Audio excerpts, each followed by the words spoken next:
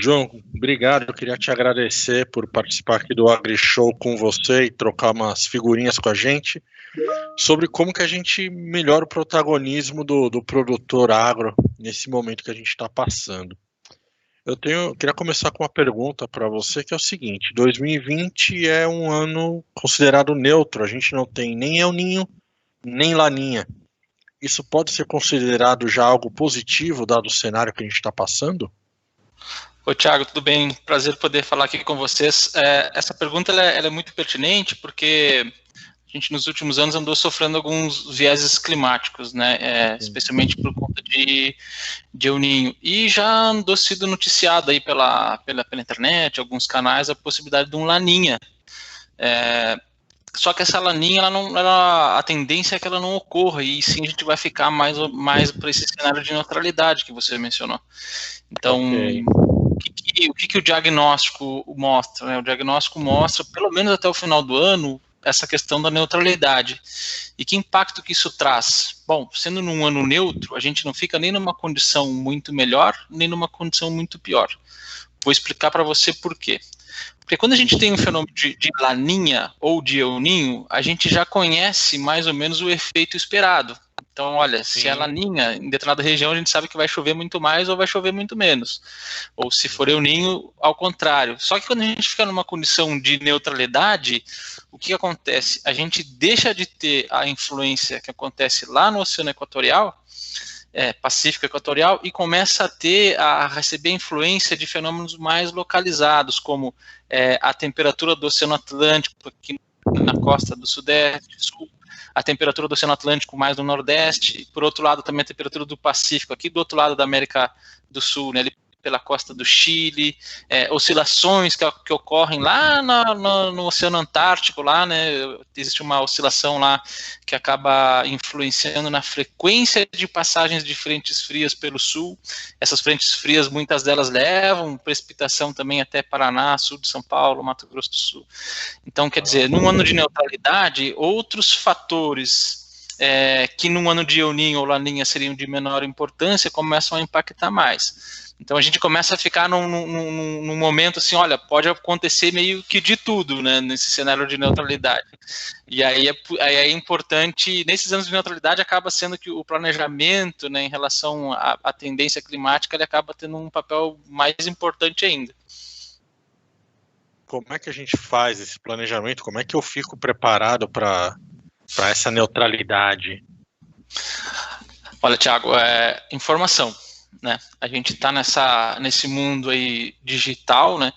Então o acesso à informação de cunho meteorológico, climático, ela é bastante de fácil acesso, né? Na internet você consegue consultar de uma maneira bastante simples. Qualquer navegador buscador ali que você falar previsão climática, você digitar previsão climática, você vai ter alguns pareceres, né? Bom, qual que é o ponto-chave aí? O ponto-chave é a qualidade da informação. Então, o produtor que está nos assistindo, que vai visualizar esse conteúdo, o que ele tem que levar em consideração? A referência dessa informação.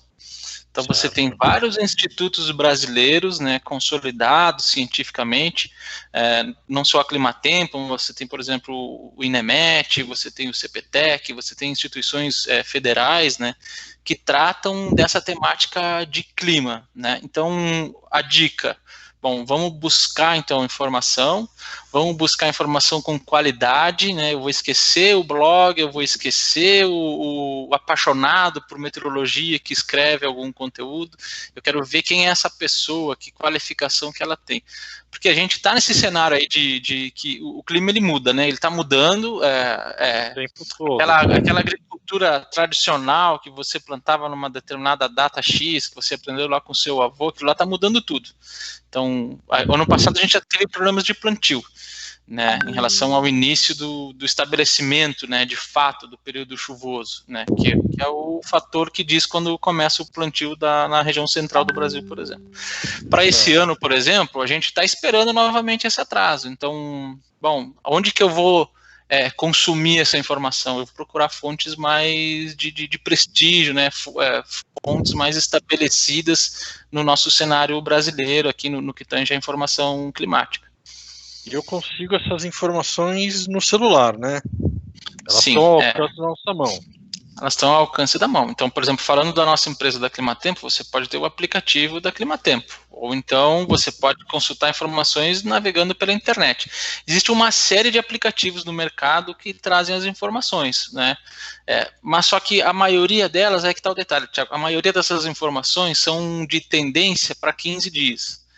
10 dias, 7 dias, 15 dias. Só que agora, assim, nesse cenário que a gente está falando hipotético aqui, tá? Eu já passei uma informação aqui privilegiada para vocês. Olha, a gente vai ter um atraso no início das chuvas. A gente está falando lá de outubro.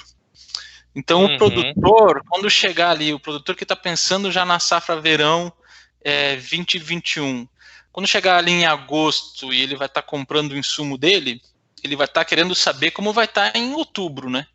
Para saber quanto que ele vai arriscar.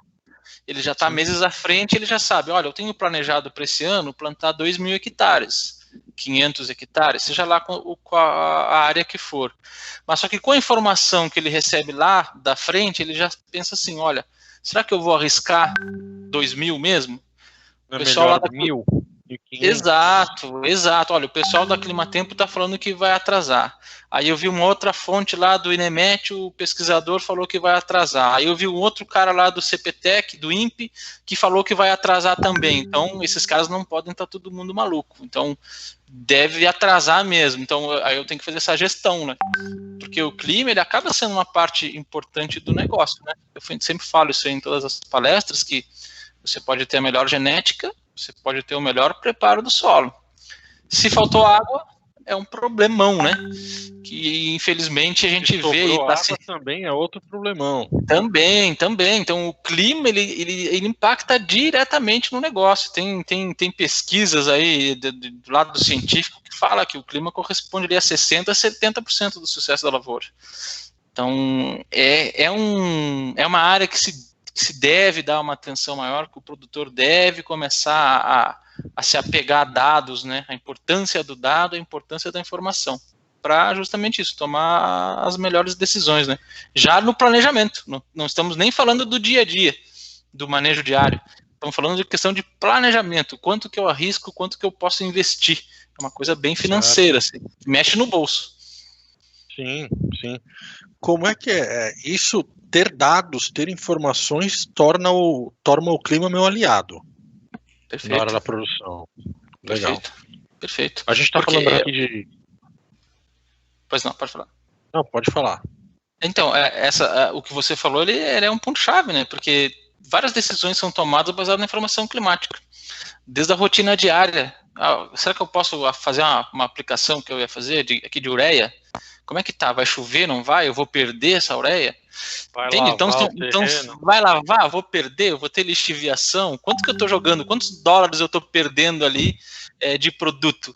Por conta de uma chuva que eu não estava esperando ou que eu não consultei a melhor informação.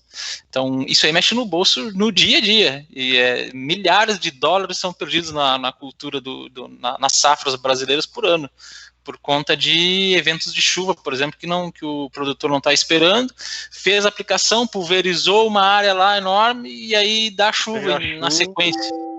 Né? Isso acontece muito, a gente tem muitos clientes que relatam que sofriam com esse problema antes.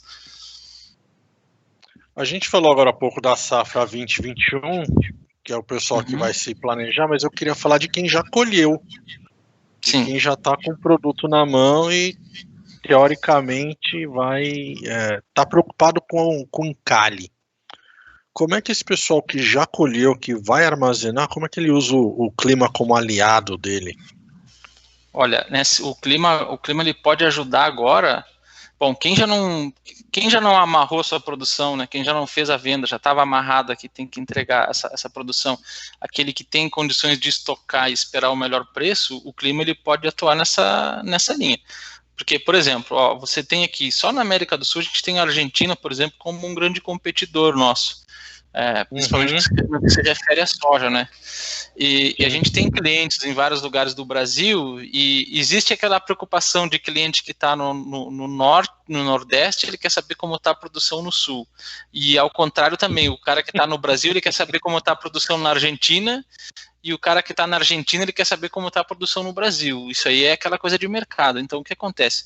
Quem já colheu, por exemplo, a safra de soja que finalizou, quem já tem soja armazenada e já não fechou essa venda, pode aguardar por esperar, por exemplo, o que vai acontecer na safra dos vizinhos aqui da Argentina, ou então lá nos Estados Unidos, na próxima safra deles. Então, o clima, ele acaba sendo importante nisso aí, e inclusive é levado em consideração pelas traders. Tá? Então, todo mundo que está mexendo com o dinheiro está de olho no clima. Tá de olho no clima. Isso aí é porque o clima ele vai impactar no mercado futuro, né? Então, sim, olha, se a tendência de ser um ano muito seco, a gente já sabe que vai ter prejuízo, vai ter problema de safra, os estoques vão diminuir por conta que vai produzir menos, e se a demanda segue alta e a oferta é baixa, então o preço sobe. Então isso aí é aquela coisa, mas só que entra uma questão importante aí que é da capacidade de armazenamento, né, que muita gente não tem, infelizmente, aí ele acaba tendo que comercializar a safra no mesmo ano, né. Muitos inclusive já começam muitos já começam a safra com a produção vendida, né. A gente está saindo da safrinha do milho agora, né? Isso. Tem algo específico para o milho safrinha que a gente pode falar do clima? Podemos, sim. Tem algumas estimativas interessantes para o milho, porque, por exemplo, o pessoal que não teve atrasos, ele plantou esse milho ali na primeira quinzena de abril, na verdade, né? Então, o milho está no campo agora, desenvolvendo para ali por junho ser colhido, tá? Junho, algumas regiões mais atrasadas em julho. O que a gente visualiza é o seguinte, ó, eu vou até abrir aqui um mapinha que eu tenho para ajudar na minha consulta, para falar para vocês. Então, por exemplo, no mês de junho e antes disso, no mês de maio, por exemplo, se espera muita chuva, chuvas acima da média, especialmente no Paraná, que é um grande produtor de milho brasileiro, né? Especialmente milho segunda safra. Então, o Paraná ele vai sofrer com excesso de chuva e também um pedaço do Mato Grosso do Sul, uma grande parte do Mato Grosso do Sul, região que produz milho também, ali, região de Maracaju, sul do MS, né? Então, são regiões que vão sofrer com um excesso de chuva, pelo menos no mês de maio. E aí vem a questão, bom, é necessário ter cuidado em relação ao manejo fitossanitário, né? Porque você vai estar com a cultura no campo já quase lá no final do ciclo, e aí você tem algumas doenças que atacam as espigas, né? Algumas de podridão, doença fúngica. Então, com excesso de umidade, se o produtor ele não está atento ao manejo fitossanitário, ele pode ter alguns problemas ali em relação à colheita, né? E o mês de julho também promete ter chuvas um pouco acima da média. Então, para o milho, a gente tem essa preocupação. Mas a gente não pode se esquecer também, Thiago, de uma outra cultura que já está instalada no campo, que é o algodão. Então a gente tem algumas regiões aí que são grandes produtores, né? A gente tem o oeste da Bahia, tem o Mato Grosso, tem uma região ali no norte do Mato Grosso do Sul, sul de Goiás, região dos Chapadões ali que tá produzindo bem, está crescendo bastante, aumentando a área. O que também está investindo pesado. Também. E o que acontece aqui, ó? E aqui vai entrar o planejamento diário.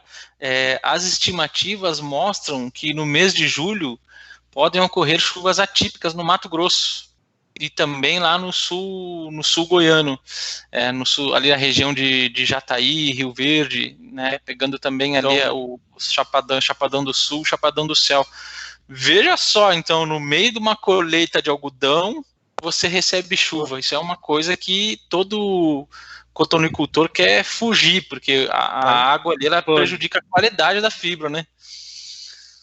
Então a gente tem má notícia para o pessoal do Centro-Oeste e uma notícia relativamente boa para o restante do país que está produzindo o algodão. Isso. Então a atenção é essa aí, especial para o Mato Grosso, que podem receber, mas são chuvas pontuais, né? A gente espera ali, por exemplo, nesse mês de julho, já é um mês que já é seco.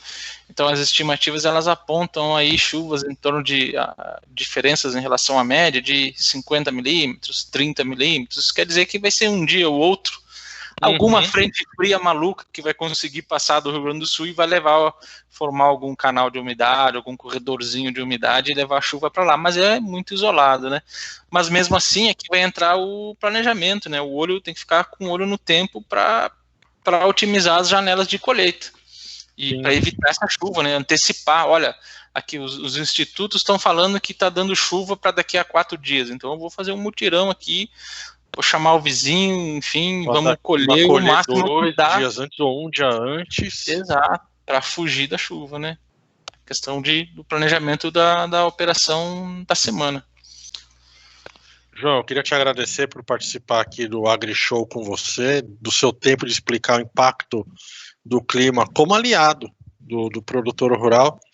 Lembrar quem está assistindo que tem material da Climatempo com o AgriShow que você pode acessar e baixar gratuitamente lá no nosso digital.agrishow.com.br. Tem material sobre produção de soja, tem material sobre produção de algodão e tem material também sobre produção de milho. João, mais uma vez...